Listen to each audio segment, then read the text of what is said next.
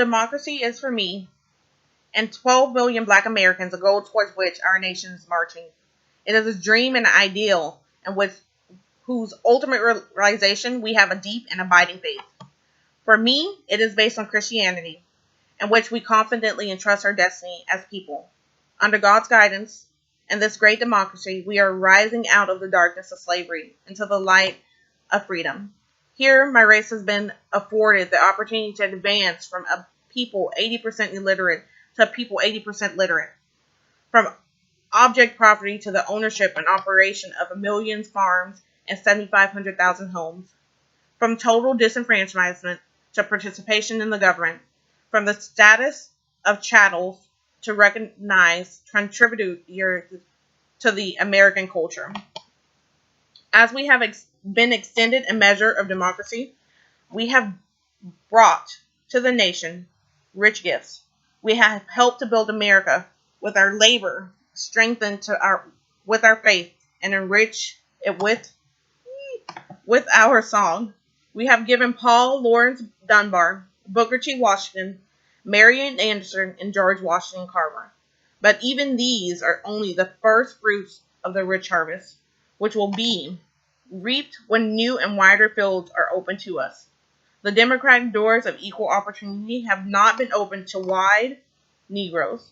In the Deep South, Negro youth is offered only 1/15 of the educational opportunity of the average American child.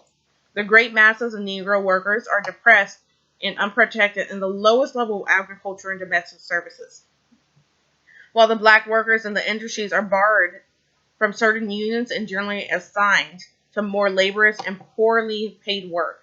Their housing and living conditions are sordid and unhealthy. They live too often in terror of lynch mobs and deprived too often of constitutional rights and suffrage, and are humiliated too often by the denial of civil liberties. We do not believe that justice and common decency will allow these conditions to continue. Our faith envisions a fundamental change, as mutual respect and understanding between our races coming in the path of spiritual awakening. Certainly, there have been many times when we may have delayed this mutual understanding by slowing to assume a fuller share of our nation's responsibility because of the denial of faith of equality. And yet, we have always been loyal when the ideals of American democracy have been attacked. We have given our blood in its defense from Crispus attacks on Boston Commons to the battlefields of France. We have fought for democratic principles of equality under the law, equality of opportunity, equality at the ballot box, and the guarantees of life, liberty, and the pursuit of happiness. We have fought to preserve one nation conceived in liberty and dedicated to the proposition that all men are created equally. Yes, we have fought for America, with all her imperfections, not so much for what she is, but what we know she can be. Perhaps the greatest battle is before us.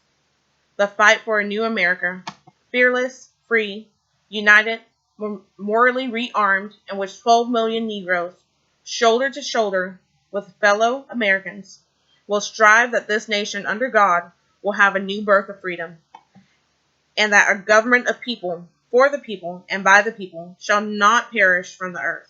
This dream, this idea, this aspiration, this is what American democracy means to me.